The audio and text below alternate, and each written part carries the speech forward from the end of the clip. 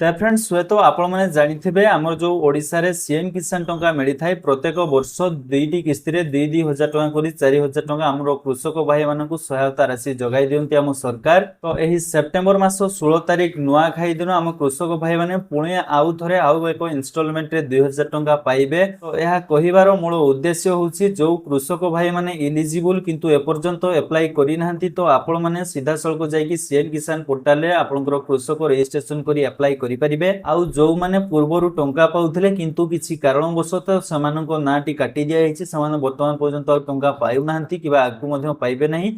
तो आपण माने कोन करिवे ना आपनकर कोउथि पई कटिछि आपनकर थोरटी स्टेटस जाई कि चेक करंतु जदि स्टेटस चेक रे आपनकर इनसफिशिएंट डाटा फाउंड किबा इनएलिजिबल रहिछि आपनकर को कारण पई आपण माने सीएम किसान टंका पाउ नाहंती सेठारे मेंशन कराइथिबो। जदि आपनकर कोनोसी असुविधा रहउछि आपण माने ताको क्लियर करि देउछंती री रजिस्टर करि देउछंती तेबे आपण माने एही सेप्टेम्बर मास 16 तारिख दिन आपण माने मध्य सीएम किसान 2,000 टंका पाई परिबे। तो आउ एको सबुठारु बड़ कथा होछि जो मानकर निज नारे जमी पटा नाही तांकु सीएम किसान टंका रु बाद कर दिया हैछि।